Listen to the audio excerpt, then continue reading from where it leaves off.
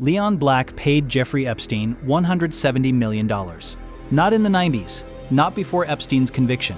Between 2012 and 2017, years after Epstein was a registered offender.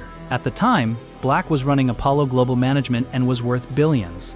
The payments were for tax and estate advisory services. Black has maintained the work was legitimate, and an internal review commissioned by Apollo concluded that Epstein did provide services. But this is where the numbers become uncomfortable. Even elite estate attorneys advising multi-billionaires typically charge $1 to $2 million per year for complex international tax structuring. Over 5 years, that usually totals under $10 million. Black paid nearly 17 times that. And when you factor in the later $62.5 million settlement, tens of millions in legal costs, and the power of compounding capital, the real financial impact does not stop at $170 million. It potentially scales into the billions.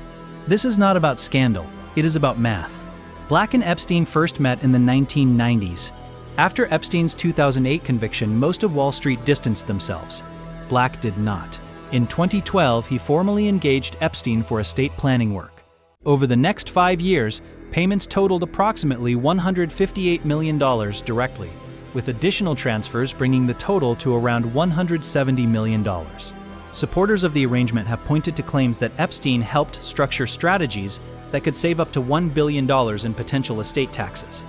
The reasoning hinges on the U.S. federal estate tax rate of up to 40%. If several $billion were legally shielded inside sophisticated trust structures, the theoretical savings could be enormous.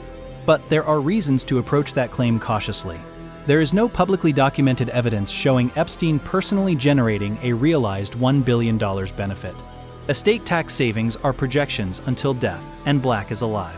Transactions of that scale are typically executed by major law firms and accounting teams, not a single outside consultant receiving unusually large, opaque fees. Apollo's internal review confirmed services were provided, but it did not validate a documented billion-dollar windfall directly attributable to Epstein. Now consider compounding. If the $170 million had instead been invested at a conservative 7% annual return, starting in 2012, 5 years later in 2017, it would have grown to approximately $238 million. That is a $68 million gain in just the initial advisory period. Extend that to 2026, 14 years from 2012, and the same capital would be worth roughly $438 million. Project forward 24 years, and it approaches $922 million. At 29 years, it surpasses $1.29 billion. Conservative compounding alone pushes the foregone value of that $170 million toward the billion-dollar mark over time. But the payments were not the end of the story. Following Epstein's 2019 arrest and death, scrutiny intensified. Apollo commissioned an internal investigation into Black's relationship with him. In 2023, Black agreed to pay $62.5 million to settle civil claims brought by the U.S. Virgin Islands, without admitting liability.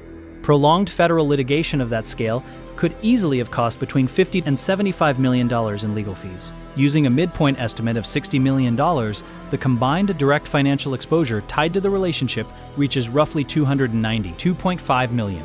Apply compounding again. If that $292.5 million had instead been invested from roughly 2015 at 7% annually, it would be worth about $615 million today. By 2036, it would approach $1.19 billion. By 2041, roughly $1.59 billion. In other words, the total economic impact of this relationship, when combining payments, settlement, legal costs, and lost compounding, plausibly scales into billion-dollar territory over time. This is where the paradox becomes clear. The central defense is that Epstein may have saved Black up to $1 billion in estate taxes. But conservative investment math shows that simply not paying Epstein and not facing the downstream settlement could itself generate billion-dollar differences over time through ordinary compounding. If Epstein truly delivered verified, realized tax benefits approaching that scale, the payments might be viewed as aggressive but rational. If the tangible benefit was closer to under $25 million in incremental advisory value, then the net financial outcome becomes extraordinarily difficult to justify. Nearly $300 million in direct exposure, potentially over $1 billion in foregone compounded value over time, an unproven claim of billion-dollar savings. Strip away the scandal and what remains is arithmetic. And when you run the numbers, the real question is not whether the services were provided. The question is whether the decision was financially worth it.